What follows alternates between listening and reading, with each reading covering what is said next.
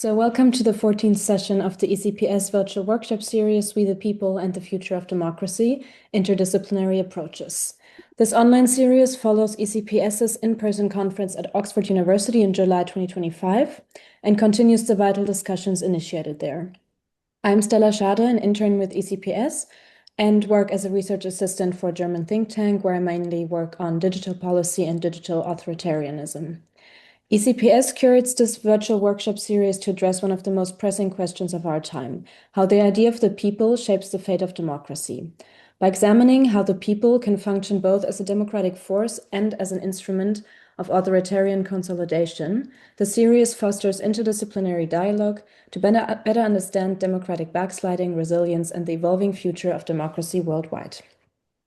Session 14, From Bots to Ballots, AI, Populism, and the Future of Democratic Participation, will examine how artificial intelligence, algorithmic systems, and digital platforms are transforming democratic politics. Drawing on perspectives from political science, communication studies, and digital governance, the session will explore how emerging technologies reshape political communication, public discourse, and citizen participation.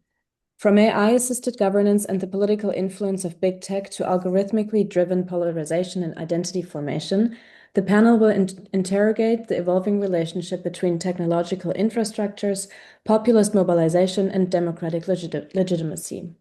In doing so, it will highlight how digital and algorithmic environments are redefining the conditions under which democratic deliberation, representation, and participation unfold in the 21st century. As a testament to its commitment to knowledge dissemination, ECPS is going to write a workshop report and share the video recording of this event on its website and YouTube channel. With this, I introduce the distinguished chair, presenters, and discussants for today's session. Today's workshop is going to be chaired and moderated by Dr. Paulo Gerbaudo. Dr. Gerbaudo is a sociologist and political theorist at Department of Political Science and Administration and senior researcher in social science at Complutense University in Madrid and lead researcher for the After Order project at Alameda Institute.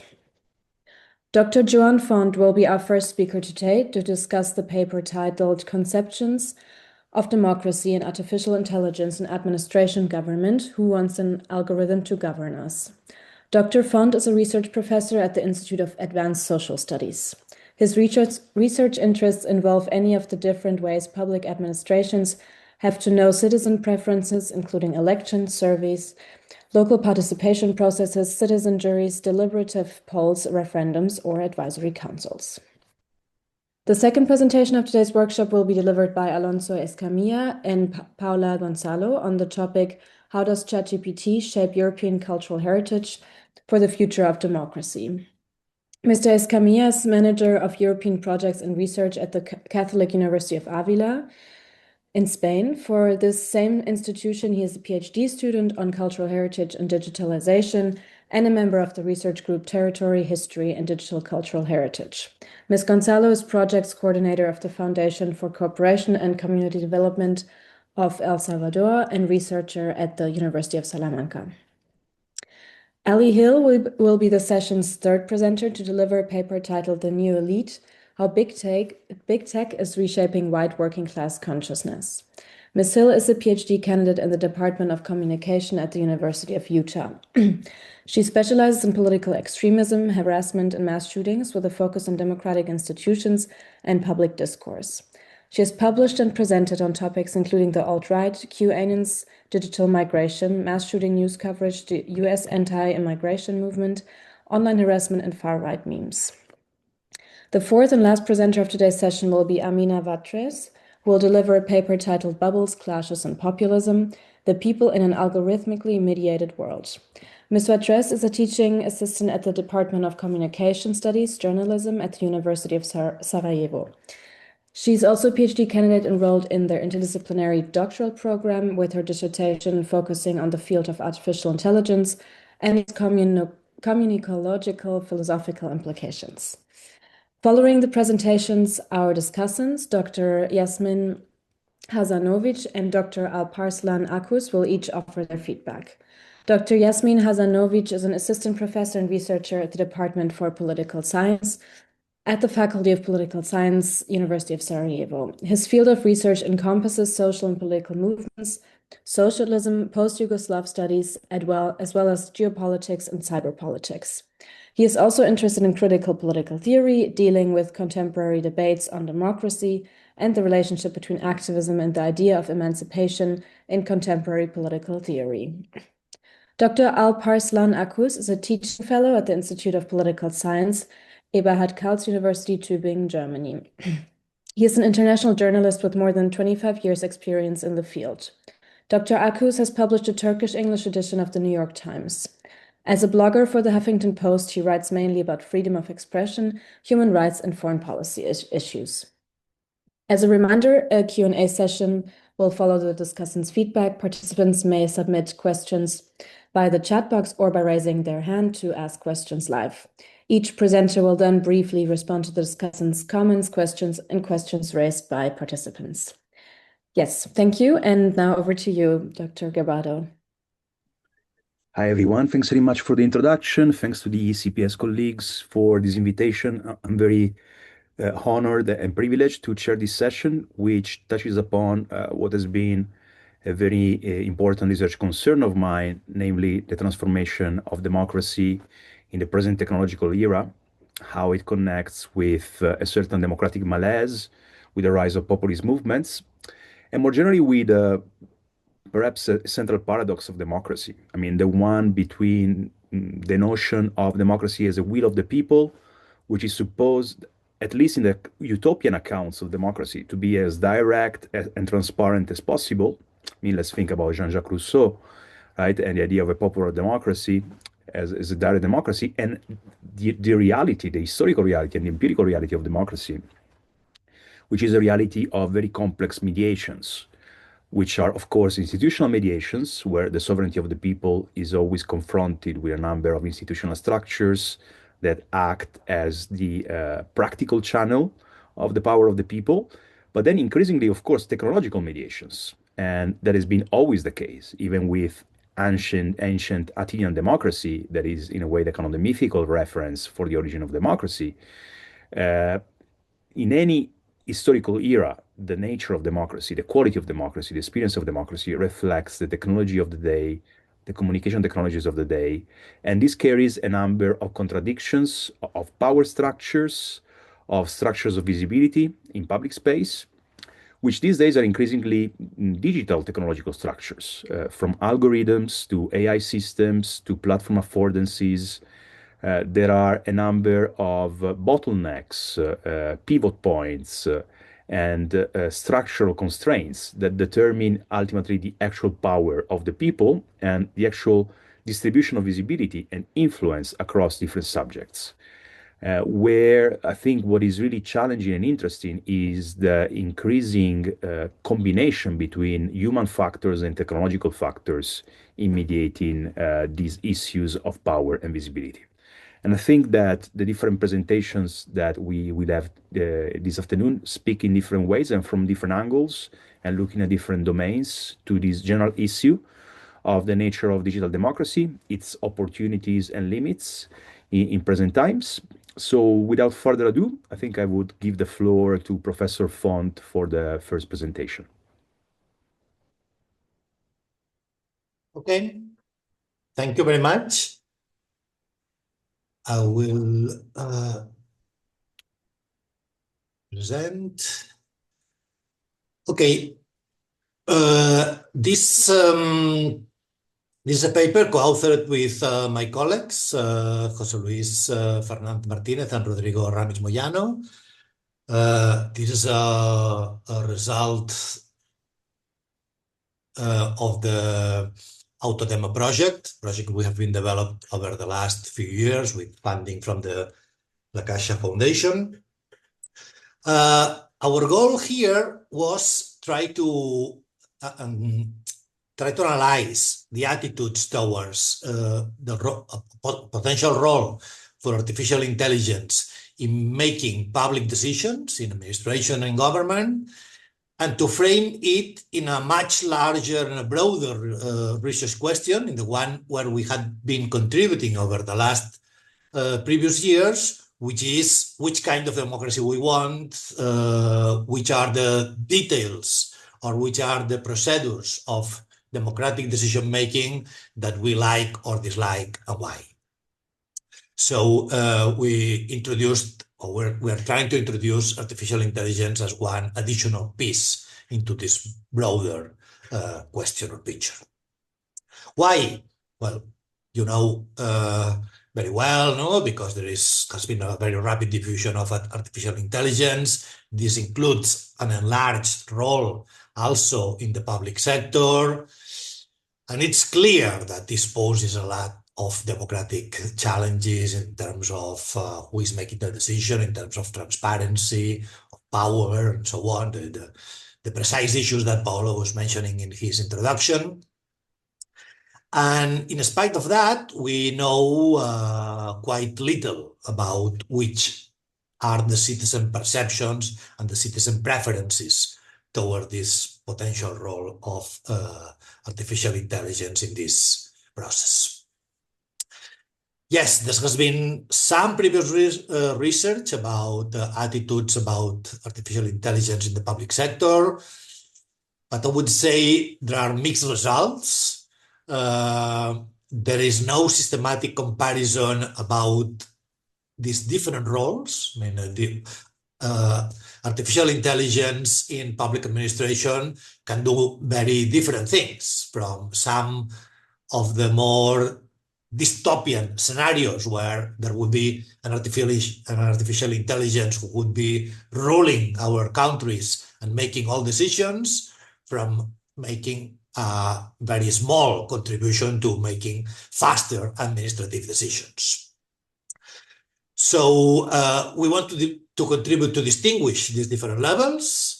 And then, as I was mentioning, we want to relate these attitudes towards artificial intelligence, in particular towards with the broader discussion about process preferences. There has been a couple of very interesting, influential to us researches on these topics. These two that we mentioned here in the slide, the one developed by Koenig in Germany and the one by Hasovets and his team in the UK. But we have limited data for many other countries, including Spain. So what we did in the project was to conduct a survey to a representative sample of the population, of the Spanish population, aged 18 to 64 in 2083, 3,000 respondents, where we were asking about attitudes towards artificial intelligence in general, in public administration and in government in particular, together with many other political attitudes and questions about democratic preferences.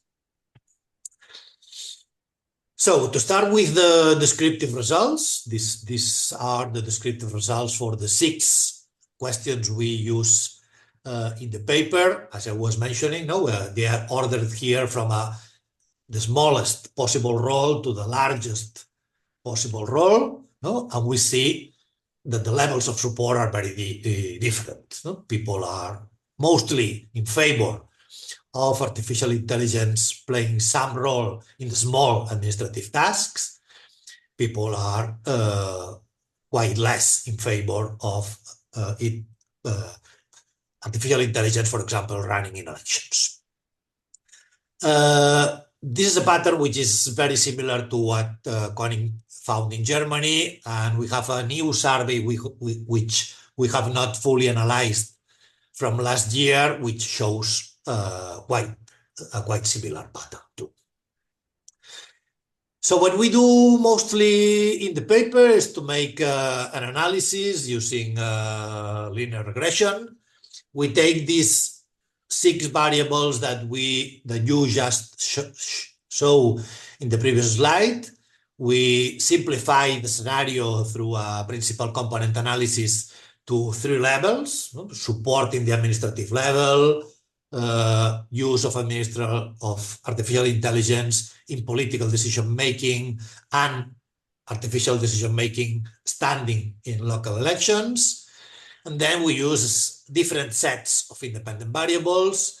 The one which is more important to us is the general set of democratic preferences, where we include attitudes towards four models of the democracy, or four models of decision-making: authoritarian, representation-centered, people-centered, and technocratic.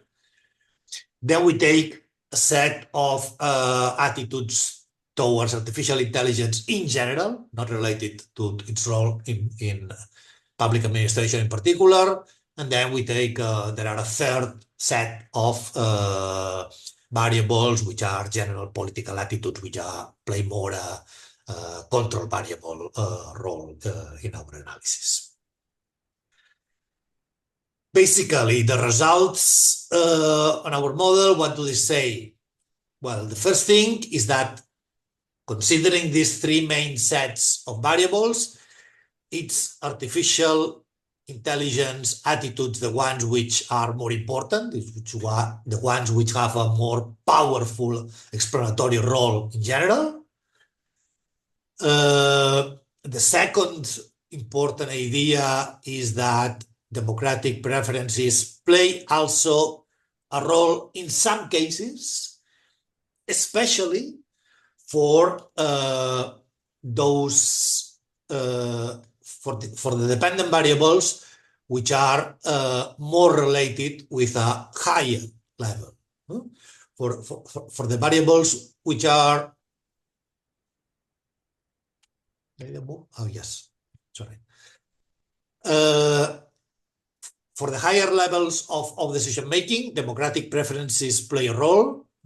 For example, people who support more an authoritarian system of decision making are more supportive of artificial intelligence playing a larger political role. People who are more supportive of representation are less supportive of artificial intelligence playing a large political role. So we see that they are important, but especially for those decisions which entail a larger level of political decision making. So these are basically our conclusions. The level of support to artificial intelligence playing a role in political decision making varies depending on which kind of decision making are we talking about. Democratic preferences and political attitudes are less important than the general attitude we have towards artificial intelligence, but its importance grows with the level of authority. And finally, trying to relate it with the general topic of our today's session, we don't know. We have not analyzed how important this could be in the future, whether this could become an issue sufficiently important in elections, for example, to become relevant in electoral decisions. But this is a potential situation and something that should deserve some attention from our side. Thank you very much. Thanks very much, Professor Font. This was really interesting and very synthetic. So perhaps we can go directly to the next speaker so that we then have more time to come back to some of these issues. I would have some questions, as I'm very interested in the scales that you use there to also to track different preferences of democracy, authoritarian, representative, and otherwise.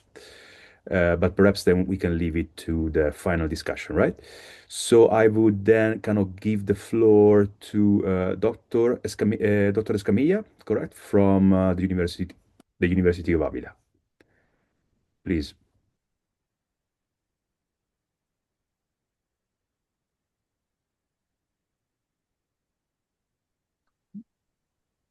Thank you very much. Very happy to be here with you. In this case, the communication has the title of How Does ChatGPT Shape European Cultural Heritage for the Future of Democracy? In this case, we follow, or I will follow a traditional table of content with a little bit of the introduction, the material and methods, then the presenting the results, the discussion, and finally a last conclusion. In this case, a little bit of the introduction and putting a little bit the concepts also in the table. We can define European cultural heritage with the base of UNESCO that do as the legacy of tangible and intangible assets of a group of society transmitted by previous generations and preserved in the present for the benefit of future generations. And with that definition, the European Union take that and add also the fundamental asset for culture, for economy, for tourism, for territorial competitiveness, and also the social cohesion of the European Union and the European Union values. So that's a little bit also the cultural heritage and adding the European perspective. In that sense, also we follow with democracy. In this case, we can say that democracy is also the framework of the rights, which express the dignity of citizens, also the laws, which express the commitment to the public reason, and also the connection with that dignity and those rights, and also the elections as a method of selecting the representatives that are going to try to represent in the best way possible those laws, and also to compile and to evaluate and assess and have the opportunity to commit with those rights. In that sense, we make also the connection between European cultural heritage and democracy. And in this case, it's very important to say that European cultural heritage is a polysemy concept, has many phases, many perspectives, because at the same time, the cultural heritage can become political symbols, can become national identities, can become cities of memory, can become social assets. And at the same time, all those perspectives and that polysemy can provide at the same time endless possibilities for the construction of a democracy itself, and also for a democratic society. And that's also one of the ideas of the European Union, and also the values that support the creation of the European Union. Following that line, in the last 2 decades, the European Union has faced multiple challenges and multiple situations, as the economic crisis that started in 2008, that prolonged a little bit after 2012, 2013, more or less. Then the migration crisis in 2015. Then in 2020 with the pandemic, the coronavirus situation. In 2021 with the more aggressive aggression of Russian Federation to Ukraine, that is still continue. And also in the last years, also these protection needs of the United States of America with economic and also the military situations that also we are still living, and also affect what is happening in the European Union. And these events have strained the founding values, the heritage, and democracy, putting not only democracy, but also European cultural heritage under attack. And if all of this is not sufficient, we can say at the same time we are seeing that the artificial intelligence and all the algorithms systems, and also this digitalization that is going as a faster than ever, is also a kind of a challenge, because at the same time some authors believe that artificial intelligence is going to lead to the progress of democracy, and is going to be more open and more accessible, more inclusive, more attractive. But at the same time, there are other authors that believe that artificial intelligence is going to be the tool that is going to decline the democracy and put it in kind of a chaotic or something like a catastrophic situation, no? And in that sense, also the connection is that nowadays the best or the most used tool of artificial intelligence, or these artificial intelligence generative tools of chatbots, is ChatGPT, as you know, and that was launched in 2018, and right now is in its 5th version dot something, and probably very soon we're going to have ChatGPT 6 and the following versions. So it's something that at the same time is something that never ends, where it seems that it's not going to end, and at the same time it's going to affect European cultural heritage and democracy. Still, we don't know if a positive or in a negative way. So in that sense, the exploratory question and research at the same time is to see how ChatGPT considers that artificial intelligence will influence European cultural heritage for the future of democracy in the European Union. At the same time, there is a lot of literature, a lot of reference regarding artificial intelligence and democracy. It's true that it's also a lot of literature of artificial intelligence and cultural heritage, especially when we speak about accessibility and inclusivity of cultural heritage, but that's less literature when we make the connection between artificial intelligence, cultural heritage, and democracy. So with this in mind, we go to the materials and methods. In this case, we create a set of 30 open-ended questions divided into 3 levels of expertise. Each expertise level with 10 questions, we can say a kind of a basic level, intermediate level, and expert level, to explore how ChatGPT shapes European cultural heritage for the future of democracy. So in the basic level, we address a little bit about the concepts of European cultural heritage and democracy. In the intermediate level, we address the connection between these concepts and also with these contemporary risks that we mentioned at the beginning. And at the same time, and finally, in the expert level, we address the future projection or the future suggestions that ChatGPT make regarding transformation, distortions, and ethical risks regarding artificial intelligence on cultural heritage and democracy. We create a specific account in ChatGPT to make this interview with ChatGPT. We create 3 different conversations, and also at the same time to try to avoid prior learning and have the differentiation of the 3 levels. And once we do that, we use a qualitative content analysis to identify these discursive patterns, the thematic categories, the conceptual relationships. And once we have the interviews through Python in the Colab environment, we make the transcriptions, the explanatory reading, the thematic coding, and also the identifying the recurring terms to try to see those patterns and the results that we are going to present. So in this sense, the first result, we can say the concepts, and especially with the basic level, the first thing is that when we ask these questions to ChatGPT,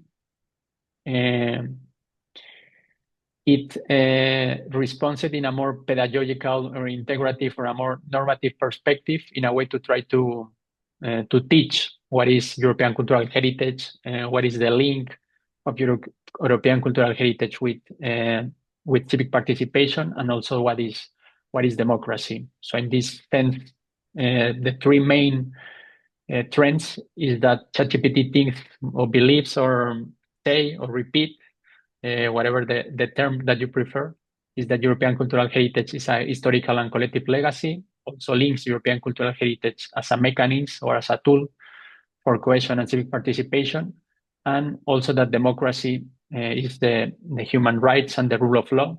That also is kind of a result of the previous all the previous heritage that come to today. When we go to the intermediate level with the relationship within the concepts, the answers of ChatGPT were more analytical or more reflective approach. In that sense, it starts saying that European cultural heritage, we can say like a resource for critical thinking and also for democratic literacy. At the same time, that cultural heritage is a space, or it can be a space, physical or online, where citizens can dialogue and also can negotiate the democratic meetings. And the third concept that arises is that European cultural heritage can be also a dynamic tool for responding to those challenges that were presented at the beginning. And the last one for the expert, and also thinking about the future and those projections, here we see that ChatGPT use a more critical perspective to try to see the opportunities and the risks. And in this sense, in opportunity, ChatGPT respond that artificial intelligence can expand the forms, the way, the modes, and also the methods for preserving European cultural heritage, and at the same time for preserving, for access, for promoting, and also to try to transform European cultural heritage. Regarding the risks, in this case, ChatGPT mentioned that artificial intelligence could prioritize one narrative over another, and also reproduce existing hierarchies and reproducing existing group of powers, or also putting a narrative against some minority heritage at the same time. And the third pattern that we see is that artificial intelligence could actively decide how the citizens can access, can organize, can interpret, and can transmit or can transfer their own heritage as a second risk that we see. And finally, we also ask ChatGPT at the end to make a kind of an image of how ChatGPT see the future of artificial intelligence, making that connection with European cultural heritage and democracy. And this is the image that created. And making a little bit of the analysis, we can see that this kind of robot is in the middle of the image, and also regarding the other humans, despite I think the little boy that is over here, the rest of the humans, of the citizens, are kind of connected and also are with the virtual reality and making a screen and so on. And we can say the robot of the artificial intelligence is the one that doesn't screen, no? And something just to see it. And if you have other interpretations, I will be more than happy to hear it. So with this, we go to the discussion of the results, just to present this part and also making the connection a little bit with other research and other literature. At least in these exploratory results, we see that ChatGPT in its version 5.3 is capable of constructing and also making these separate conversations. Despite the fact of having these different conversations, it seems like a progression from the first to the third interview. And at the same time, we see that this model responds according to the question asked. There was no any kind of hallucination or something that didn't, we can say, something different what we ask. And at the same time, has this performative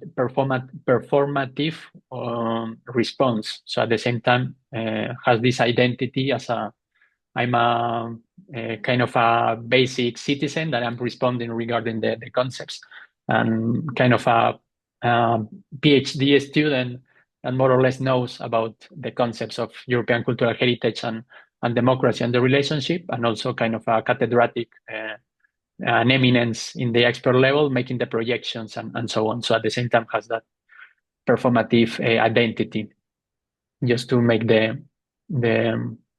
make a little bit of more profile, the ChatGPT. So after that, the concepts that ChatGPT mentioned in their answers, we see that are more in line with the Faro Convention, and also following a little bit also the line about the European Year of Cultural Heritage in 2018, and also the European Framework for Action of Cultural Heritage that was born after that European Year of Culture. In this sense, we see that this is also logical, as the language models used to respond according to the dominant patterns. in this case, to conceptualize European cultural heritage and also follow the line of the connection between how cultural heritage and values also transform or make the base for democracy. That is something we can say that is can be logical, and at the same time we connected with the risks. No, at the same time, maybe there is kind of another definitions of European cultural heritage and also other definitions connected with democracy that maybe are not here in the analysis. So we see those dominant patterns. Then the relationship, we see also that ChatGPT make a little bit of a predominant answer that cultural heritage can be a civic tool or can be a dynamic tool that can be used to address the challenges of democracy and also of European cultural heritage. In this case, we see a little bit of connection also what Maurice tell more than a decade ago regarding this civic term. And also that is connected a lot with the European Union policies and frameworks where there is a proliferation of civic education programs to address those challenges of civic education regarding democracy, regarding digital citizenship, regarding how to be an active and meaningful citizen in society. And we see that those terms were taken maybe about this civic term, and also knowing that the European Commission has been instrumentalizing the European cultural heritage also to promote the European identity and the sense of belonging to a common European culture, and maybe also following the line of this logic of big patterns of the concepts.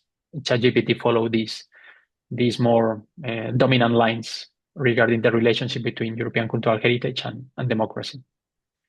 Then for the future, we see that regarding the opportunities, ChatGPT suggests that artificial intelligence can be used especially for three areas: for accessibility, also for inclusion, the conservation, and the new forms of creative production. This is also following in line with the research of Givarcha, that artificial intelligence can give us that opportunity that maybe a people with some disabilities can, that was difficult, for example, to see the medieval wall that we have here in Avila, to see it. With now the artificial intelligence can something to make more accessible and more inclusive also.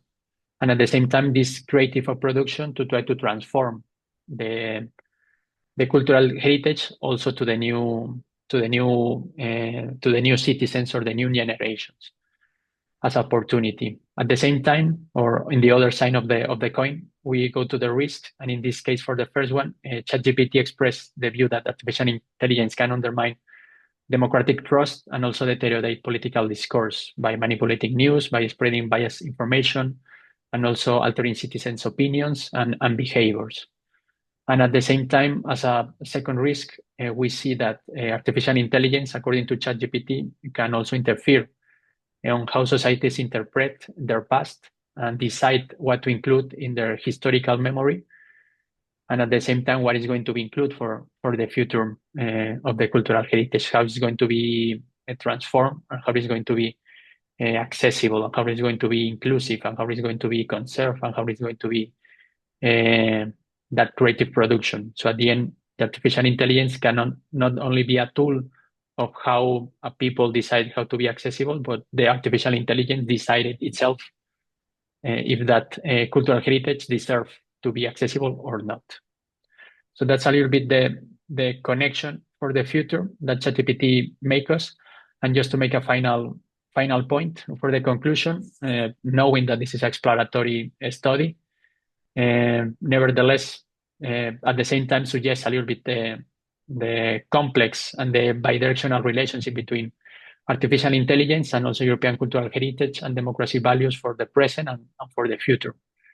And at the same time, in this case, it's important to highlight that artificial intelligence can influence the collection, the reproduction, and the transmission of heritage, especially to influence how is going to be governance, that heritage, and at the same time, how is going to be democracy governance by its own citizens. And it's going to be in that way, or artificial intelligence is going to governance democracy for us. So for now and for the future, we believe that it's important to continue researching the language models and all the artificial intelligence generative models, especially to know how it's going to influence the European cultural heritage for democracy, for our present and for future democracy. So thank you very much. Brilliant, thanks very much. And then I'll give the stage to the virtual stage to the next presenter, to Ali Hill.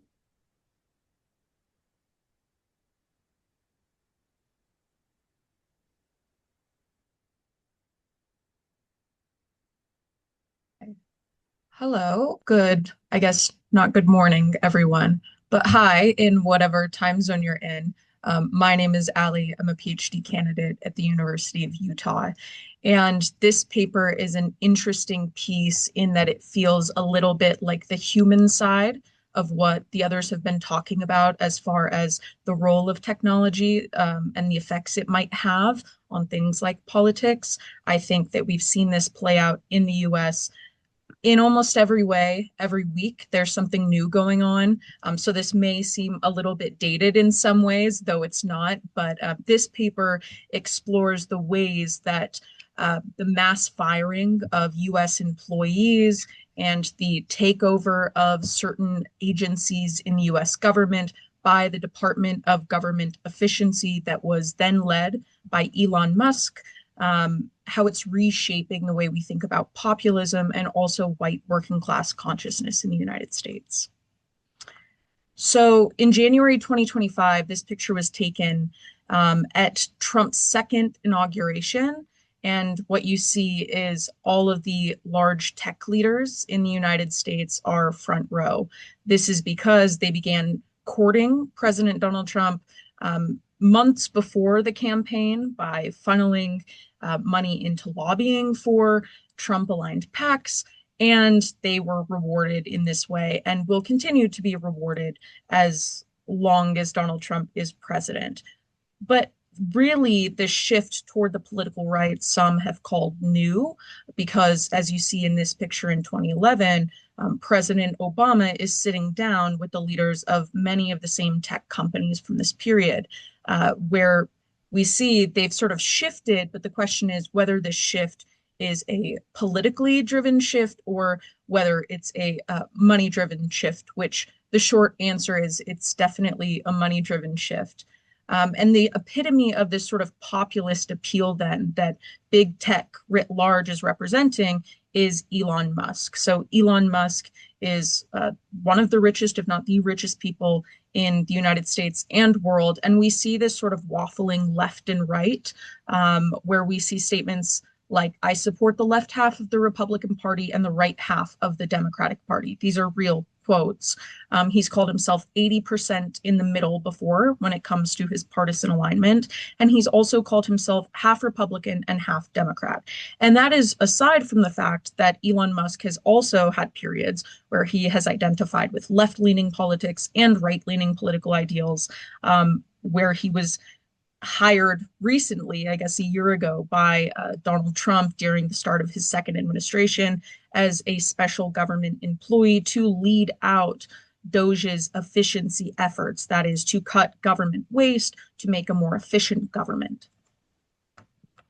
And so the question here became the question, I guess I should give background before I give the question, but the question is prefaced on where the money actually goes. So to give a little bit more background even on this, in the 2010s, we see that tech is associated with liberal startup culture, and that challenged the traditional left American power centers, including legacy media and Hollywood. And the idea behind this was that it was democratic, right? We've all heard the trope that the internet was supposed to be a democratic place for participation, and big tech companies were largely supported by liberal efforts because they rallied behind this ideal. But as big tech has become monopolized, especially over the last 2 decades, we've seen that the way the money flows has changed politically. So in the 2020s, we see liberal skepticism toward tech. This is sometimes referred to as techlash. In politics and media coverage, over time, the New York Times coverage of big tech companies has become predominantly more negative in its valence. And we've also seen that tech's increased scale now challenges the less anti-corporate agenda. So where big tech was once this underdog, now that it's consolidated power, we see that shift rightward makes a lot of sense. And this sort of plays out in the ways that the Biden administration pursued antitrust regulation affecting big tech companies, whereas the Trump administration currently and in President Trump's first term offers tax cuts, deregulation, and currently the one that's very important to AI are fewer environmental restrictions on data centers. And so all of this leads to this question: how is big tech's rightward alignment reshaping the populist framework that has historically mobilized white working class politics in the United States? And so I look at 3 case studies. I'm calling them case studies in this case, but they really are along a spectrum of a lot of decisions that happened during this period. First, we have the mass firing of federal workers from a number of agencies in the US government. About 148,000 people were fired, although you're probably all aware of the fact that many of them were either asked to come back, some of them did come back, some of them were told that they weren't actually sent the correct email, that they weren't supposed to resign or be fired in these cases. We also see the DOGE takeover of several government agencies, although some of these have been challenged by judges in the US, including the US Institute of Peace, the Social Security Administration, USAID, and Health and Human Services. And we also saw a mass email sent to federal employees, including those who were targeted for federal firings, but also those who weren't, that were aimed at monitoring productivity, mandating return to office after there was more out of office during COVID, and communicating directly with staff. And so 3 major findings. These are definitely descriptive as I come from a humanities background, but interesting nevertheless. First, governance becomes an optimization problem rather than a political negotiation. So DOGE forwarded and was premised on the idea that data-driven decisions should be the cornerstone of efficient management. We also see that measurement becomes a way of organizing labor, and tech problems are solved by processes rather than democratic deliberation. And this reflects what many of you may know as what was called Taylorism in the United States. It was part of the 19th and 20th century sort of managerial style in US public administration that prioritized standardization and managerial oversight. But today, this has sort of been updated into what Pitts calls digital Taylorism. That is, today this managerial style exists, but it's being forwarded via big tech. Second, we see state communication has begun to resemble corporate platform management. So we see in the case of mass firings that emails are impersonal and they're scaled. The one size fits all. And this is evident in the fact that there were then renunciations of these emails to say, well, wait, you weren't supposed to be sent this email. We also see that the algorithmic logic behind this is intended to depoliticize democratic conflict when harm occurs. In other words, if someone takes issue with the fact that they were fired in this case, it quickly becomes tech that was the problem, or it becomes part of the efficiency, again, that they are solving for. And nevertheless, algorithms aren't neutral. This is very clear to everyone here, but algorithms aren't neutral. This has been a case that has been made for a long time with big tech platforms, but this is increasingly evident in the way that the US government is running via these algorithmic logics. The ways that the government is prioritizing efficiency, so to speak, are not at all efficient. It is absolutely a political stance. And finally, efficiency logics treat workers as system costs rather than as political subjects. We see this in the case of those who were fired. Many of those affected were part of the same working class coalition that populism in the United States particularly claims to represent. So that is white, middle income, and right-leaning folks who were sent these emails and who were fired or who are being monitored, supported or support the Trump administration. But we also see that those who are leading out these charges the technocrats are easily replaceable when they affect popular support or when they ruin the narrative of efficiency via populism. So someone like Elon Musk, when they become inefficient in the amount of media coverage that they're generating or challenges that they're creating for the Trump administration's narrative appeal, we see that they are quickly replaced. This just happened in the United States yesterday with other political allies of Donald Trump, where if things are not going correctly, those technocrats are also replaced, and it's seen as part of this efficient process.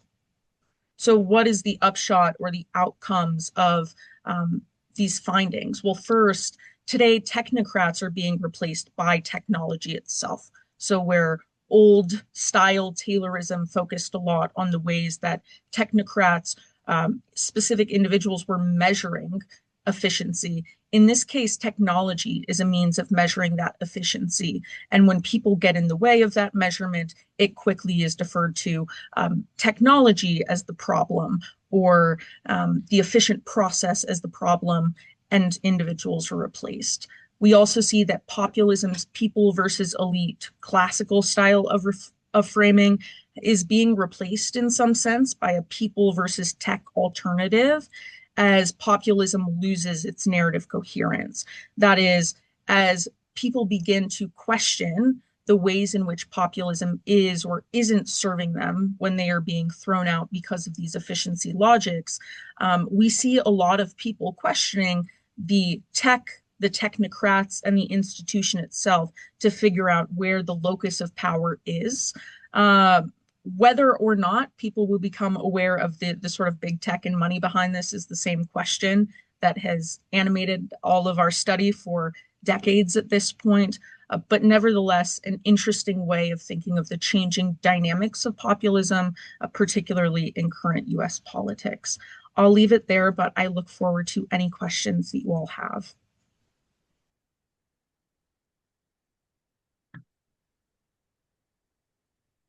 Brilliant. Thanks very much, Ali. This was really interesting and fascinating. And I'm very curious about your project, as it's close to some of the themes I'm currently working on. And I think we are doing well with time. And so I'll hand over the word to Amina Batresh. I hope I pronounced it correctly. Yes, you did. Can you hear me well? Yes, please. Okay. Thank you very much.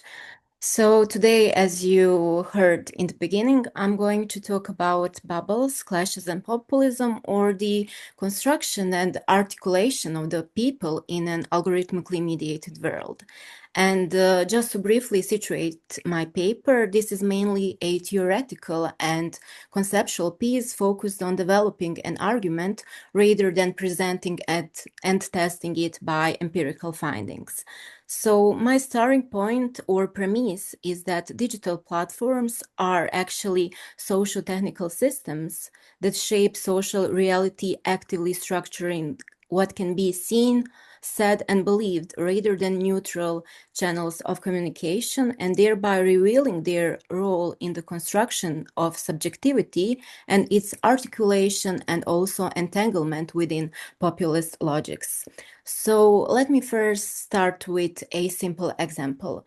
Imagine two users following the same event. For example, I use the recent local anti-government protests in Sarajevo. One of them opens Instagram and sees content emphasizing governmental responsibility, calling for accountability, encouraging protest participation, and framing those events as a legitimate civic response.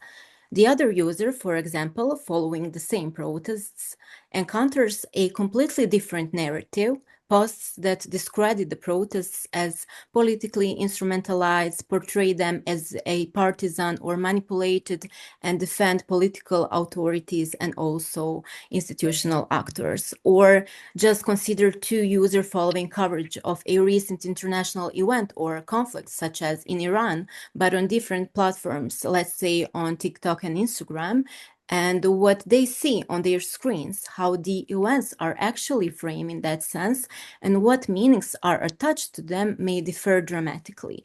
So what we can see here is that they are not witnessing different opinions, but they are inhabiting completely different realities.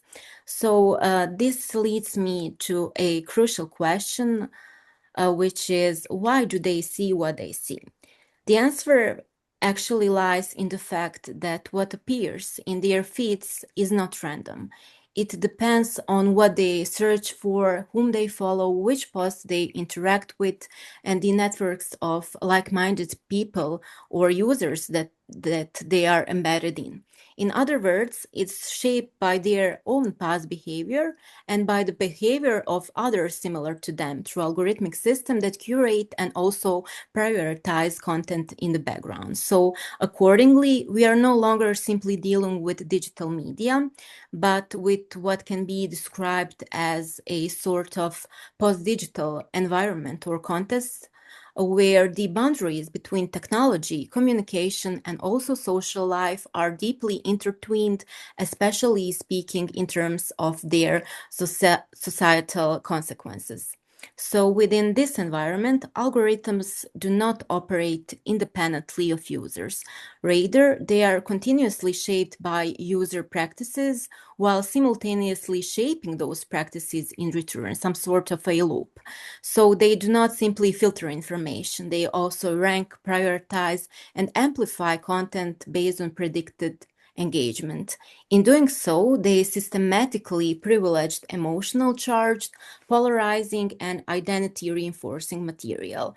So this mutual shaping becomes now a crucial position also for understanding contemporary populism. So it allows me to conceptualize what can be called post-digital populism, a form of populism in which collective identities are actually co-produced through ongoing interaction between users and algorithmic systems. Users, through their interaction, effectively train algorithms, and these algorithms in return reproduce and amplify the very personal identities and also preferences that inform their behavior in the first place. So at one level, it's not the side effect and something that happens by accident, but it reflects a business model. Platforms optimize for engagement by reinforcing patterns of interaction. But at another level, it provides an answer to the question of how algorithms work and why we actually see what we see.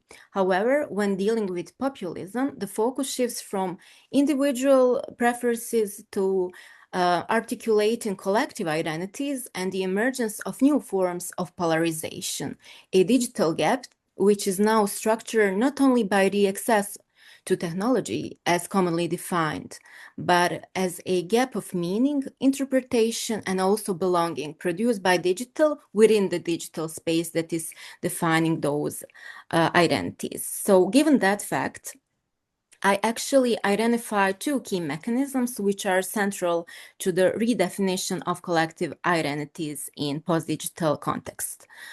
Those are filter bubbles and filter clashes. Filter bubbles refer to the algorithmic creation of relatively homogeneous informational spaces in which users are dominantly exposed to content that aligns with their existing beliefs. Through personalization and also recommendation systems, dissonant perspectives are reduced while familiar viewpoints are continuously reinforced. This strengthens in-group identification, stabilizing a sense of us, and simultaneously constructs an often simplified or distorted them. Simply put, filter bubbles actually stabilize identity by constant repetition. However, algorithmic mediation does not only produce isolation, it also produces confrontation. So this is where the concept of filter clashes actually becomes important. Filter clashes in this sense can be understood as moments in which antagonistic position, the us and them, which are very important factors of understanding populism and populist practices, are not only present, but become visible, intensified, and also exposed.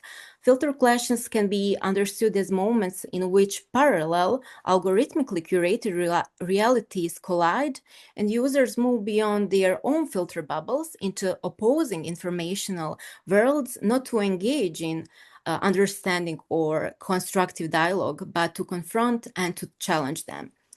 These are not neutral encounters between opposing views. They are structured by algorithmic amplification, which privileges emotionally charged and also conflictual content. And now, from a communication studies perspective, the problem here is not simply the absence of constructive dialogue, as I mentioned previously, but because such dialogue is often limited even in so-called analog contexts. The deeper issues actually lies in complex question which information research reach users, how it's framed, and how it provides justification for particular political demands and also for interpretation of those demands. At the same time, those dynamics are shaped by increasing fragmentation into micropublics, fragmented spaces that are continuously reproduced through the formation of multi-layered identities around different contents and demands. So this fragmentation makes it actually difficult to construct broader chains of equivalence, to use a Laclaulian perspective, through which dispersed grievances often intensified through so-called filter clashes could be stabilized and articulated into a shared political project organized around an algorithmically produced us. So as a result, affect often remains only at the level of affective polarization. It becomes reactive and performative rather than politically articulated. What we frequently observe is not the formation of a coherent political subject, but rather a simulation of political expressions of intensity without durable meaning. So if the we remains deeply personalized, shaped by algorithmic curation rather than collective articulation, then the people cannot emerge as a stable political collectivity. Instead, what we see is a constant process of algorithmically mediated mobilization, but without consolidation.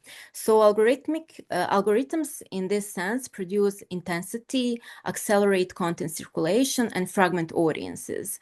They create the condition for the emergence of the people, but they do not stabilize or unify it. What remains are fragmented publics or continuously shifting simulations of collective identity. Within such an environment, populism becomes both highly effective and analytically revealing. It aligns with the logic of algorithmic systems by simplifying complexity into clear antagonisms, most notably the divisions, of course, between the people and the elites. At the same time, it attempts to articulate collective identity out of very fragmented and micro-based experiences. Yet this articulation is often unstable, as I previously mentioned, and while populism can momentarily unify dispersed demands, it operates within a context that constantly fragments and reconfigures meaning. And this implies it both exploits algorithmic dynamics, but also exposes their limits. This can also be observed in the previously mentioned case of the Sarajevo protests and what began as an expression of collective grief following a tragic tram accident quickly transformed into political charged event mediated mainly through digital platforms. And competing narratives emerged almost instantly, polarizing public discourse into two opposing camps and redefining the meaning of the protests in the real time, mediated, of course, by algorithms. So social media did not simply reflect these divisions, it actually actively structured them. It provided the condition under which different versions of the people could emerge, clash, and also circulate. So to conclude, in a post-digital algorithmically mediated world, the question should not longer be simply who the people are. Rather, the key issues which I deal with is how the people are produced through ongoing interaction between users, platforms, but also algorithmic systems. And algorithms sustain antagonism not only by isolating users into filter bubbles, but also by exposing them to conflict in clashes. At the same time, they fragment publics and prevent destabilization of collective meaning. And populism operates within this tension as both as a strategy of articulation, as I would say, as a symptom of those fragmentation. Ultimately, algorithms do not produce the people as a stable political subject. They generate the condition under which the people can continuously emerge and just as continuously dissolve.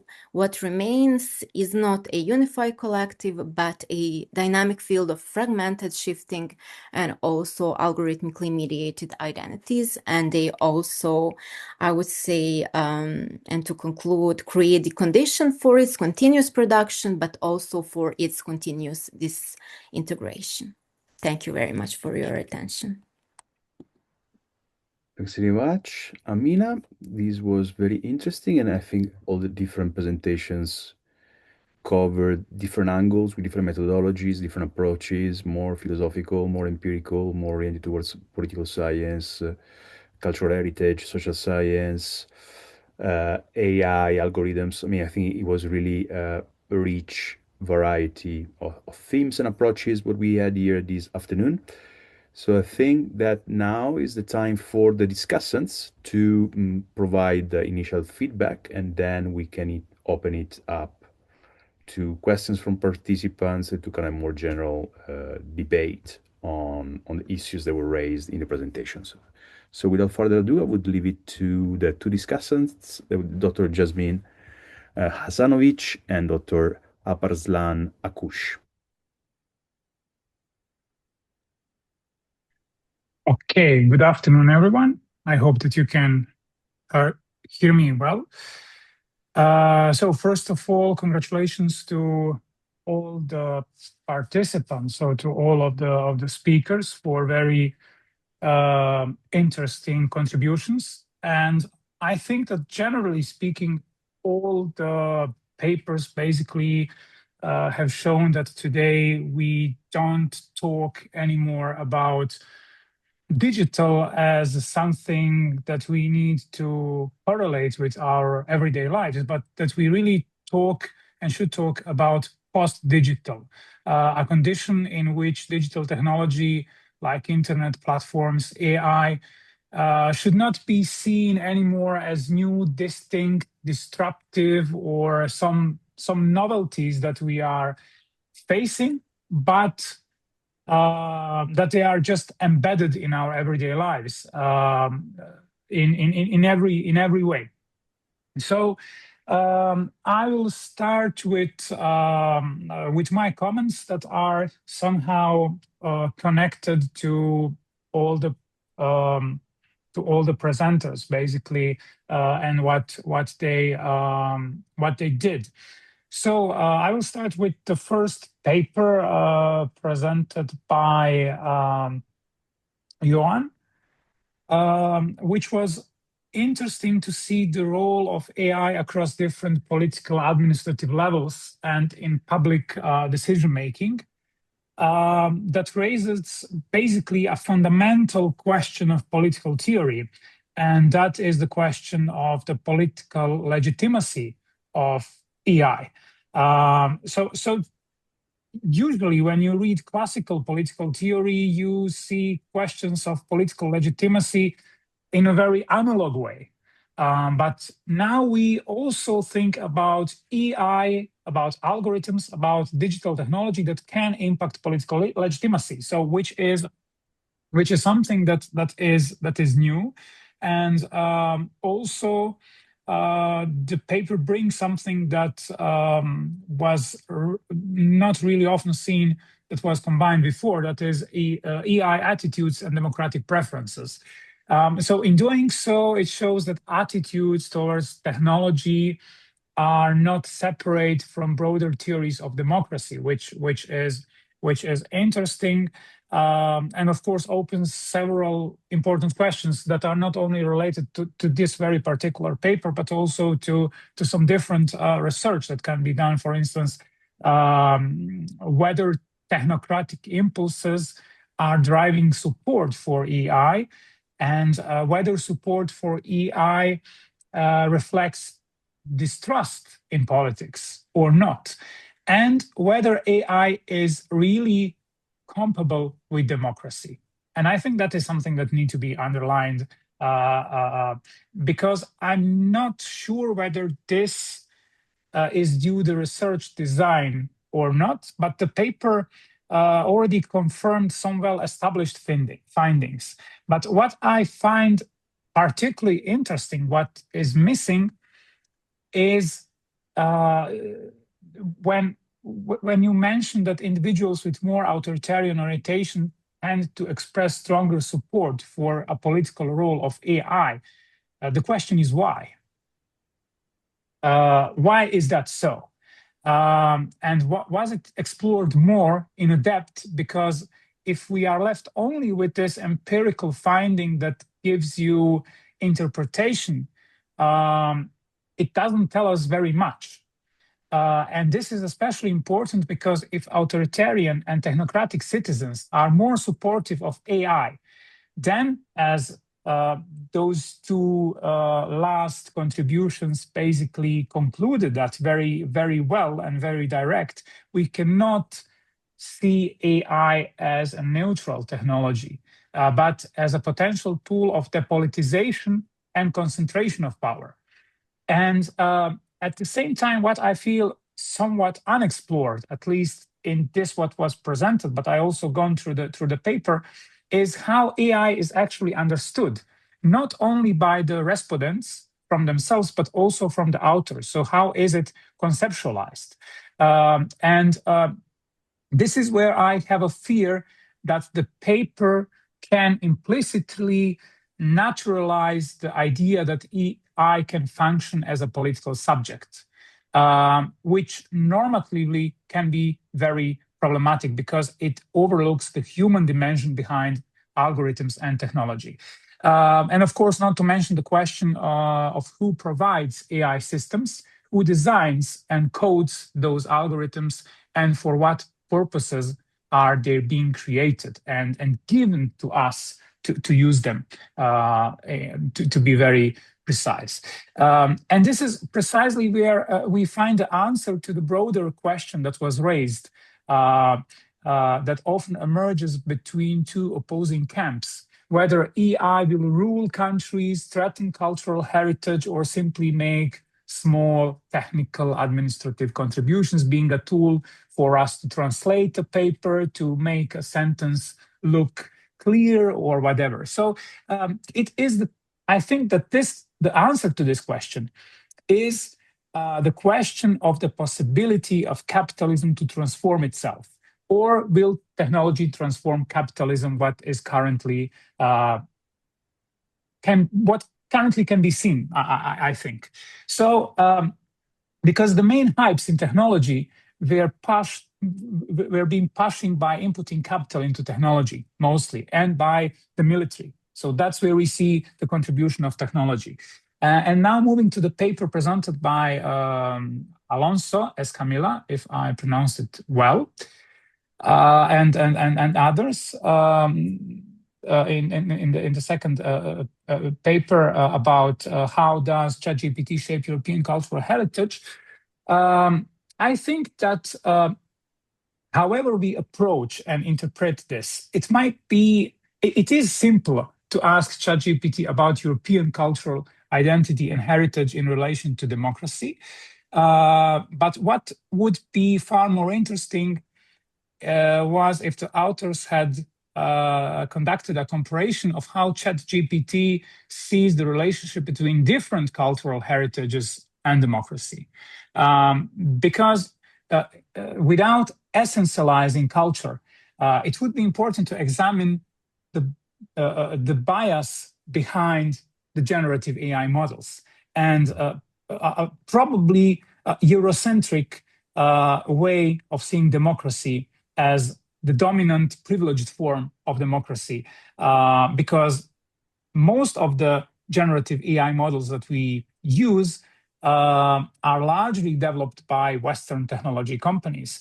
And at the same time, those companies often rely on outsourced labor in places like Africa or Asia for data annotation and content moderation. So if we talk about the success of ChatGPT, the 4, it is not simply the result of an all-knowing algorithm that stands somewhere in the cosmos or digital space, but rather it is the success of complex social-technical infrastructures. So behind which are companies such as, I will just mention one, Sama in Kenya, that was outsourced by larger big tech companies where workers were involved to train and feed data into the system. And what kind of data was used? It was used Western-centric. Shakespeare was used. It was used data that was written in English and literature that was from the West. So therefore, the way those responses were generated, in fact, are shaped and dependent by different forms of exploitation that is behind those models. Data, labor, and of course, not to forget physical resources like minerals and so on. So because of that, the 2 last papers presented are very important because they humanize all the story of technology. So to use and to quote comrade Karl Marx, he said that machines are technologies that are created by human labor. And they are, as he used it to define it, organs of human brain created by the human hand. The objectified power of knowledge, where the development of capital indicates the extent to which general social knowledge has become a direct productive force. And all the data that we have that is being trained by the algorithms is basically that general social knowledge that we are willingly sharing on the social media for free for those tech companies to use it. So accordingly, technology cannot serve solely for valorizing of capital, but also for a single class. And that is what interests me particularly in Haley's paper,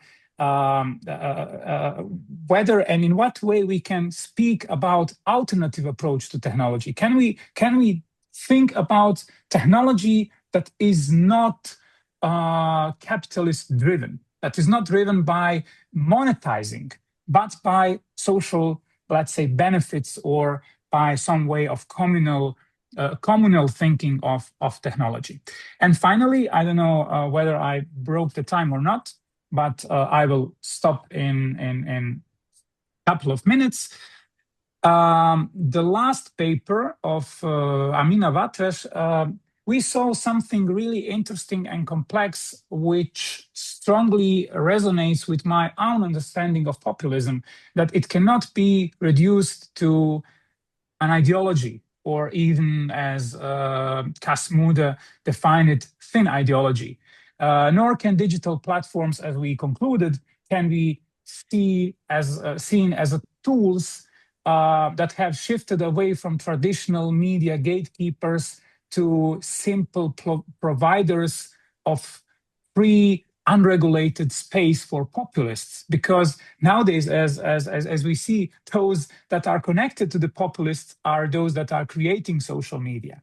So they are behind the algorithms. So rather, populism should be understood really as a discursive practice of constructing political subjectivities in post-digital context. And we see how this relates very well with the way the algorithms are functioning. So in other words, the business model of algorithms through, as Amina mentioned, filter bubbles and what we might call filter clashes enabled this partial construction of antagonism between us and them, however we define us and them.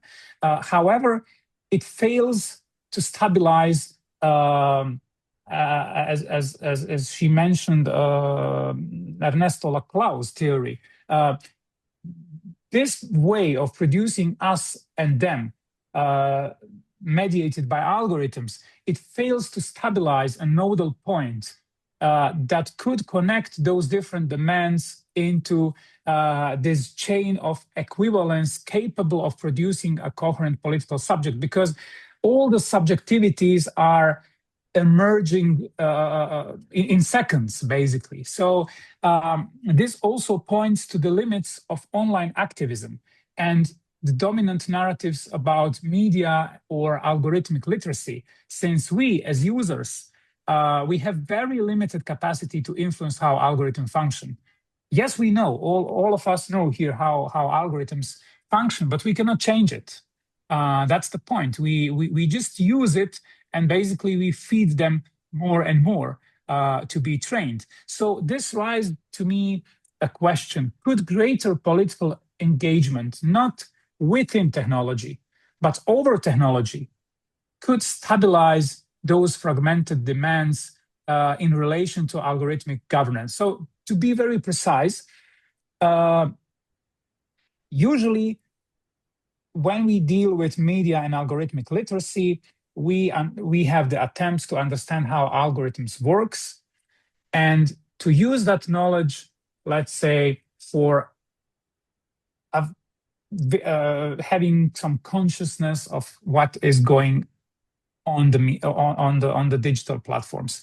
However, we also used social media platforms to mobilization. Just remember Occupy Wall Street, remember Arab Spring, and so on and so on. But today, if we take a recent example of shadow banning, such as the suppression of pro-Palestinian content on social media, it has become evident that this strategy is no longer effective. So this leads me to another question of whether algospeak could represent a kind of two-way engagement with algorithms. So not only that we know how to use them, but also to, if we know how to use them, probably to recode them or to hack them in order to avoid the way algorithms are trained. So basically to untrain the algorithm, to do something vice versa. And could that engagement over technology and not within technology help to stabilize meanings that currently algorithmic systems fail to stabilize? So I don't know whether I took too much time. It stands here that I'm until 4:23, and now it's 4:22. So I think that I was precise with my questions and comments. So thank you a lot.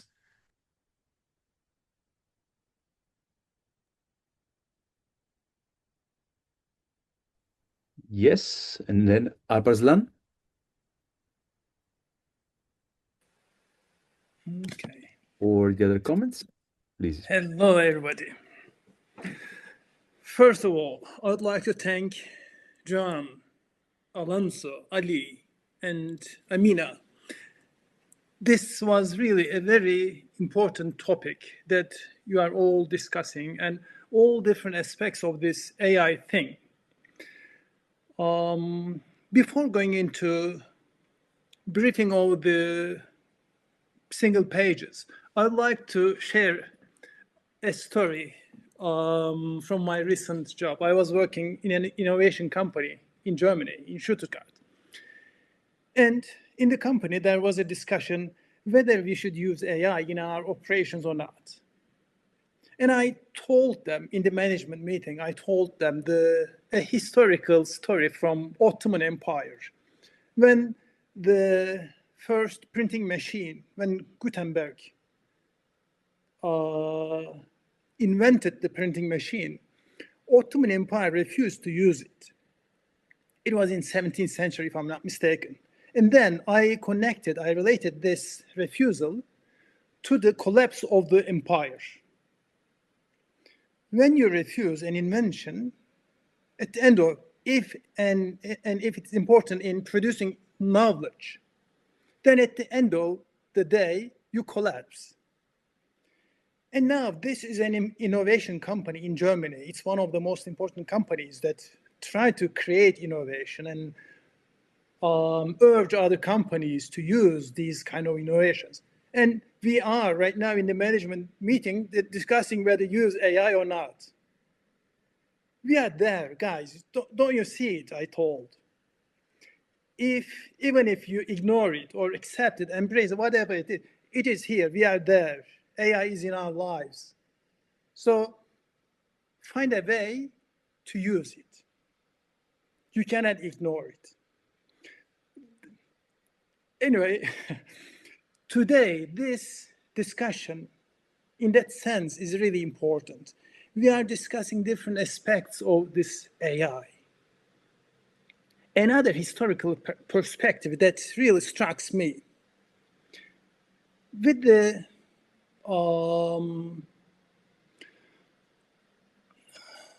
Industrial Revolution, these machines took over the white-collar labors from people.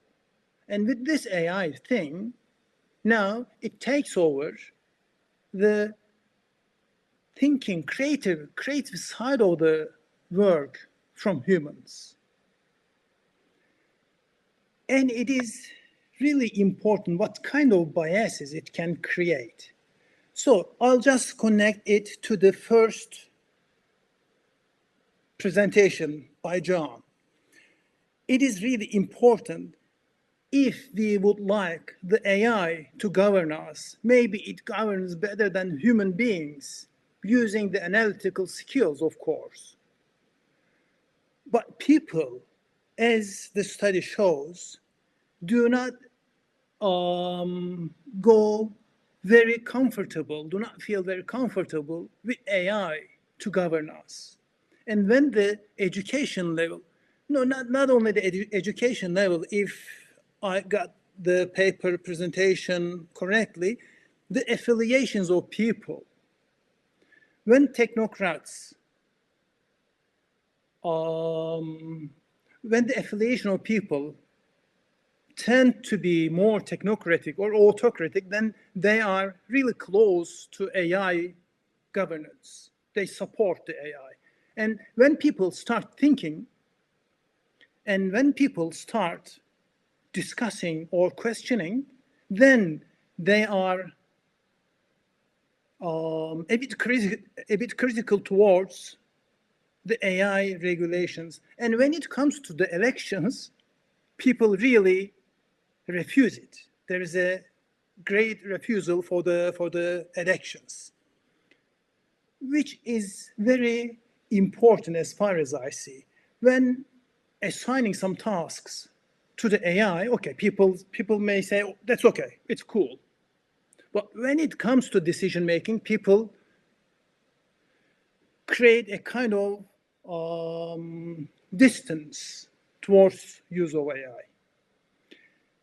In that sense, maybe the technocratic background in the Spanish policy, maybe, as far as I know, if I'm not mistaken, if all the information I have, Spain doesn't have a technocratic background, isn't it? The Spanish politics, mainly, it was democratic and it was not technocratic most of the times. So it's a bit difficult to maybe generalize the Spanish findings for the entire world in terms of this technocracy and AI linkage. Maybe that one could be a topic for further thinking or further discussion. For the second presentation, Alonso, that was really a good connection, finding the cultural heritage to the democratic values. But I should say after some 6 years in Germany, living in Germany, I should say all the democratic values in Europe, which the founding fathers had developed for years and years, it is now decayed. It is all gone rot. So that's an unfortunate thing that we are discussing how European values, which do not exist anymore as far as I see in Europe, and all those points that you suggested over there, that you pinned actually, are correct. The migration flows and the COVID and other factors, they all contributed for the values to decay in Europe. And AI may appear here as an alternative way to create another reality for people. It may change the thing from the scratch. That was an interesting topic. And for Ali, your study was extremely interesting. And all those samplings that you showed us in photographs, and the relationship between politicians and those high-tech companies, that is really definitely, as you said, it is based on money. In general, in United States, in American politics, there are two lobbies sometimes win over the other one: the tech lobby and the weapon lobby. And when Democrats when the Democrats come to power, then the tech lobby wins. You know, in the entire world, they try to sell these their innovations and mobile phones, whatever, laptops, MacBooks. And when the Republicans comes to power, they start a war at some point somewhere in the world for the weapons lobby, ammunitions to go around the world. And that connection, it's always money. It's always money. So you are definitely right on that sense. And you told that these white elites can be replaced by AI. But with the recent development in the US, we also see that the tech companies are also replaceable. As we saw in Pentagon, what was the company's name? Entropy? Yeah, it was Entropy. This Trump guy just commended all federal bureaus to cut ties with Entropy and then work with ChatGPT. And all of a sudden. And this has consequences. This will have consequences, we'll see. Because it governs the not only the information, but it creates the information for the Pentagon. And this will be another discussion maybe that you can think of using this precious paper as a baseline. That's also another angle that you may focus on, because it's also another really interesting topic. And Amina, in your papers, this bubbles, clashes, and their relationship with populism is really good. And I find that the difference between bubble, maybe I can add this echo chambers as well to here. This bubbles and clashes thing is, as far as I see, a new comparison. Because always in most of the academic papers, we see that these echo chambers, how do they produce the information, and then the algorithms just regulate what people could see. This is another layer to bubbles, where people get the information, but now where do people confront each other? That's also another new aspect as far as I see. And I think it's a good perspective to this topic. And what else I could say? I think we are in a new era, guys. I see that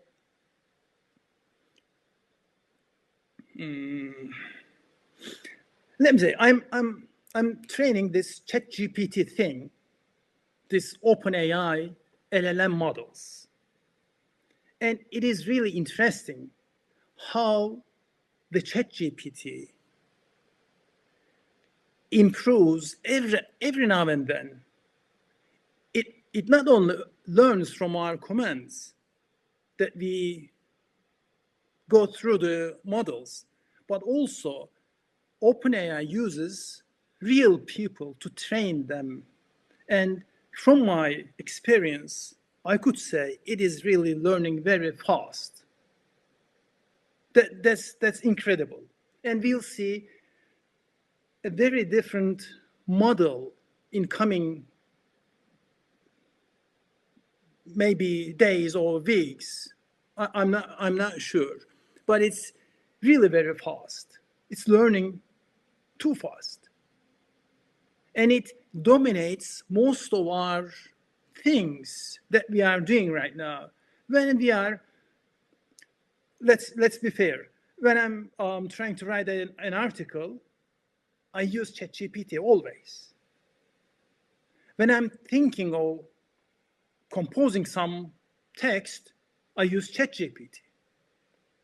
But before, I did journalism. I was a journalist, and I wrote hundreds of articles in different languages, and in Turkish and in English, not in too many different languages. But we didn't know anything like ChatGPT. We were writing those articles by ourselves. But today, we do not write articles by ourselves. So it creates another reality. And it decides, one of the articles, which was it? I think it was, again, Amina's article. It defines the reality. That's an interesting point. So I'd like to thank you all, guys, just to share my thoughts. Thanks very much, Alparslan, for this very detailed response to the papers. And at this point, there would be opportunities for questions from other participants. If anyone wants to add more comments or brief comments, because we don't have much time, or questions that you want the speakers to address, let me know. Raise your hand in that case. Otherwise, I'll just add my own kind of general question. Paulo, I have a short question. My name is Bülent Keneş. I was impressed so much with the presentations, but I just want to underline a question raised by Professor Hasanovic, and crystallize the question to not forgotten. I wonder about whether the AI easily be conceptualized as a political agent. Hasanovic mentioned some subject, but I prefer to conceptualize it as a political agent. Then my question is to Professor Font, whether he sees AI as a political agent or not. Very solidly, I expect an answer. Thank you very much. It's brilliant. And I think my general invitation would be, perhaps if you can elaborate on what you think is the general takeaway from your own research that in a way speaks to this general problematic of the transformation of democracy, whether in terms, of attitudes towards the use of AI in government and in democracies, in the case of Professor Font, or the ways in which AI and digital transformation is used as a means of power in transformation of public administration, as in the case of Ali's work, or I think perhaps the imaginary that AI is absorbing from true statistical learning from vast data sets, as in the case of Escamilla's work, and finally in also the kind of more theoretical issues concerning populism, which of course, is an issue that we have touched upon in different presentations, but especially in Amina's presentation was most directly addressed, namely, ultimately, how does this new concentration of power around AI and this new dependence, which, also in Alpaslan's response, there is a bit of a reference to that, not only lead to conditions of digital publics that in a way can be conducive to populism, but also create a sort of cognizance or public awareness of power structures that may facilitate the rise of populist movements. Yeah. So, I would say that perhaps we can use the reverse order of the presentations to address these various questions coming from presenters and from Bulent and myself. So if Amina, you want to start, and then the other ones in reverse order vis-a-vis the presentations. Yes, of course. So first of all, thank you very much for all your questions, comments, and valuable insights, and I will try to address it, I would say, briefly. So speaking in terms of Professor Hasanovich's question, I think that it is a really important question because AlgoSpeak actually fits quite directly into the dynamics that I was describing. And speaking and thinking about the very role of AlgoSpeak, I would approach it not simply as a linguistic curiosity or workaround to bypass algorithm moderation, but as a symptom of algorithmic power over visibility in general. So, as you mentioned, it emerges from users' awareness that what they say and also how they say it is constantly filtered, ranked, and also potentially censored, suppressed, or shadow banned by platform systems. So in that sense, I would say that AlgoSpeak reflects a shift from communication-oriented toward other users to communication that is also strategically oriented toward algorithm. But what is particularly interesting, speaking in this context, is how AlgoSpeak interacts with the production of collective identity, which I mentioned in my presentation. On the one hand, it shows that users are not passive recipients of messages that were tailored or personalized to them, but that they are actively adapt, negotiate, and even resist algorithm constraints. But on the other hand, these adaptations also remain embedded within the same system that they are trying to bypass. And I think this is the main problem and some sort of black box. So I would argue that AlgoSpeak is not outside the problem nor a solution to the problem. It is part of the same as we conclude post-digital condition. It actually illustrates how algorithmic mediation as a complex process that we cannot skip, cannot resist, does not only structure what we see, but also how we speak, how we communicate, how we express political positions, and how collective identities are discursively produced, speaking in terms of Laclau's theory. So to conclude everything, I think that AlgoSpeak does show that users can, to a certain extent, engage strategically with the technology and momentarily adapt to algorithm constraints, censorship, or whatever we call it. So yes, in a limited sense, it can recode the way algorithms read content, but I think it's only on, I would say, tactical, not structural level. So what I mean by that is that users learn how to avoid detection. They use new hashtags, especially on TikTok. They learn how to shift vocabulary, how to communicate indirectly, implicitly, and that clearly shows some form of agency and try to avoid the technological constraints, and they are not passive in that term, but at the same time, as I mentioned, this agency remains reactive, but because it still operates within the rules of the platform. So I would say that it is less transformation, more adoption to the very condition of post-digital. I hope I answered it. Thanks very much, Amina. I think next is your representation would be Ali. Am I correct? Yes. And sorry, my camera's off. I'm dealing with some allergies. But I guess to address some of the broader based questions that I heard regarding some of the thoughts expressed in my writing.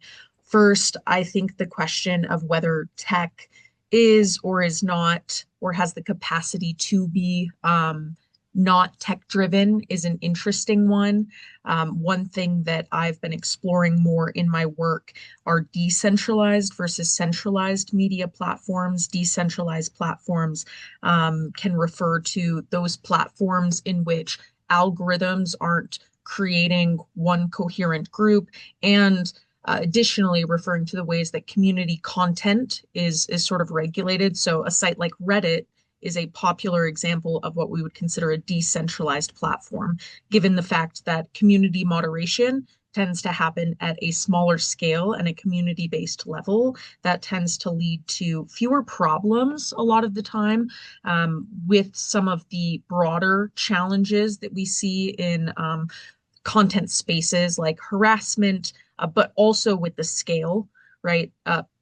Historically, content is hard to moderate. And so as a result, these decentralized platforms, I wonder if they offer an opportunity to press back against what are becoming large monopolies on tech power. Unfortunately, I don't know if at this point in the influence of big tech, if that's a real possibility, although I think we see it in some respects in response to Musk's acquisition of what was Twitter is now X. Academics moving to blue sky is a great example of the ways in which we see one platform architecture reflected in another platform architecture, but the architecture itself is decentralized on blue sky compared to something like X. And so I wonder if when we're thinking about the political functionality and opportunity for resistance of these platforms to be used in that sense, if decentralization might be one of those ways. And then I think to the question of political activism and whether we think that politics, given the lack of stability, I know this is a question that is more broad-based than my presentation, but one that I'm certainly interested in, whether political activism that is no longer as stable and political identities that are no longer as stable, how they enact political change, and if there's an opportunity to do so offline. I think that Zeynep Tufekci talks a little bit about this in her book, Twitter and Tear Gas. There's a big focus on political longevity and change and the ways in which on the ground political action can affect longer term change. I think that we can see this in some regions of the world when internet blackouts are happening. For instance, we see a lot of groups turning to more on the ground, in-person convenings for political action. But at the same time, the thing that seems to get resources to people the most quickly is the online presence and the ability to reach people far and wide. So again, I'm not cynical, but I am skeptical of the power of these offline convenings or opportunities to create political change, though I'm really interested in that idea. Brilliant. Thanks very much, Ali. And then it would be back to Escamilla. Thank you very much for all the feedback, for all the comments and all the observations. I took note of everything. And in that sense, I think it's very interesting, especially to make that a comparative regarding different types of cultural heritage. In this sense, as this was exploratory research, and we can say that the tip of the iceberg, and the idea is to go a little bit down the following months, years, and so on, because I think it's not the same as was mentioned. It's not the same to compare European cultural heritage with democracy, that other cultural heritage with democracy, and at the same time going deeper is not the same to also to compare cultural heritage wide, as if we go to tangible cultural heritage, to intangible cultural heritage, also to the new digital cultural heritage that is emerging, and with the histories, with the storytelling, and also with the label cultural heritage, with the industrial cultural heritage and so on.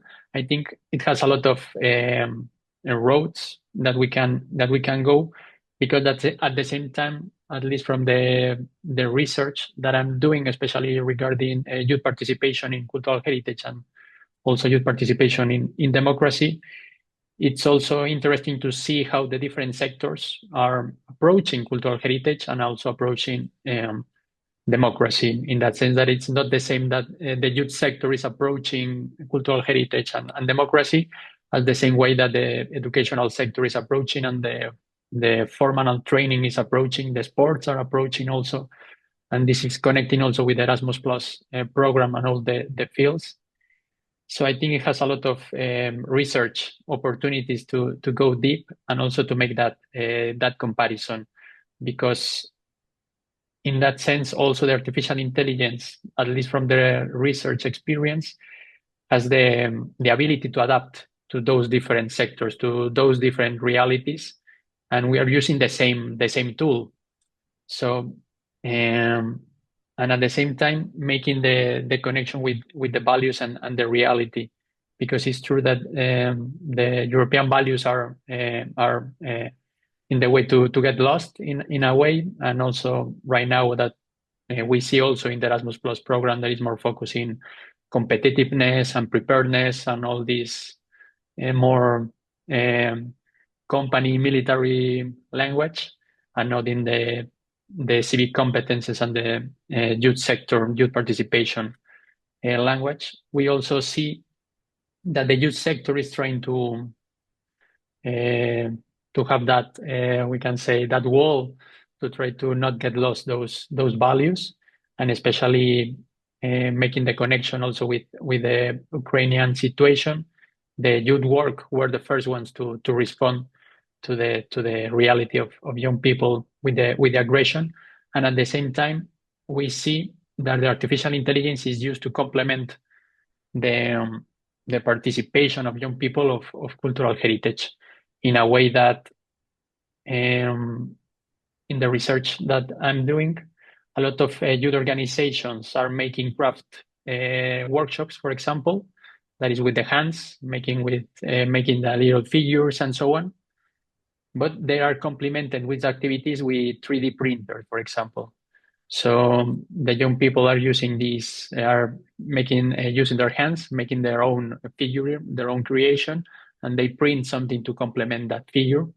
So in a way, they're also creating the new reality that is already happening in those specific figures. And also, I think we're already seeing that how the digital world is also affecting the physical world, and also how the cities are going to be constructed, or how are going to be built in a way that maybe the streets are going to have, as we have now, for example, for the bus road, that's specifically for the road, maybe we're going to have a specific line also for automatic vehicle, has to go faster, and also how these things that are put in the city just to take the selfie image and the Instagram filters and so on, that also is connecting with the digital reality. So at the end, I think, as was mentioned, no, that the artificial intelligence is already here. It's already, we're not going to avoid it, and it's already changing. It's already defining the new reality and defining the physical reality, and also the way we are adapting and thinking, and also addressing all these issues. And in this sense, I think it will be very important to see how the cultural heritage also is going to be transformed in the coming years, to see if it's going to have a little bit of the past or not, or is going to be completely changed, and artificial intelligence is going to have a pivotal role there. And as mentioned, just to close, is the same tool, but the same tool can be used in different perspectives. Thanks. Sorry to interrupt, but just cognizant of time, and then Professor Font, please. Okay. Thank you also to all the comments and suggestions by all of you. Regarding the first comment of Professor Hassanovic, I completely agree. I mean, it's one of the classical problems that research on public opinion has. We talk too much about operationalization and models, and we talk too few about the underlying political theory concepts beyond our paper. I was listening to you and I was thinking, no, we talk all the time about legitimacy. But then I went to the paper and the word legitimacy does not appear a single time. Even if the reason why this paper is meaningful, it's because it talks really about legitimacy, but really we should incorporate it explicitly and discuss how public opinion and legitimacy they're related. There was also a question about how AI relates, how we define it, and then Professor Kens mentioned which are these uses that we incorporate here. And it's true that the expression, the word we use, levels of decision-making authority, we're trying to find something neutral, but it's probably not appropriate because we are really mixing things that are so different from a really administrative thing to almost science fiction dystopia, that maybe they should not be together, or we should discuss them, why we place them together more. Basically, the reason why we did is that these are things that either are being done or have been proposed by relevant political actors. As far as this happens, we think that it's relevant to know how people react to them, how people perceive them, how much people love or feel threatened by them. That's the justification, but we should probably look for a different word. And yes, another classical problem of survey research is that it's limited to establish causal relationships, so we don't know exactly why authoritarian values and support to AI is there. I don't have a full answer about it. But in fact, if we go to the paper, I mean, I said here and in the PowerPoint authoritarian, but if you see the paper, it's not authoritarian. It's we call them market-driven authoritarianism, because these are not the classical indicators to measure authoritarianism, but we use one of the indicators that was popularized by John Irving and Thais Morse in this Still Democracy book, where the measure is whether you support the idea of political leaders being really business leaders, no? Electing business leaders as our political leaders. So even if I don't have strong evidence to support it, my idea would be that These people is people who are saying, okay, we're not necessarily authoritarians, we're not necessarily against democracy, but democratical norms and procedures are not the most important thing to us. So if we can get better results getting rid of democratic procedures, go ahead. That's probably, to me, the causal connection. And then finally, related to Professor Rakur's comment, yeah, we don't know exactly about the external validity of these results beyond the Spanish case. It's true that Spain has no experience almost on technocratic government. On the other hand, when we take comparative data about support to technocratic ideas, Spain stands as one of the countries with larger support for technocratic styles of decision-making. Maybe this is precisely because we haven't had experience with technocratic government. But in any case, the most similar paper to ours, it's the one on the German case, and the results are very similar to ours. So at least to some countries, probably to the countries which have less experience with technocratic governments, the results would probably travel well. We don't know about other cases. Thank you to all of you again. Thanks very much for all these very rich responses. I think that with the variety and diversity of approaches, there was also some very interesting overlaps between the papers, and in the responses, hopefully we have gotten some good also inspiration for further research, methodological questions, theoretical questions, so on and so forth.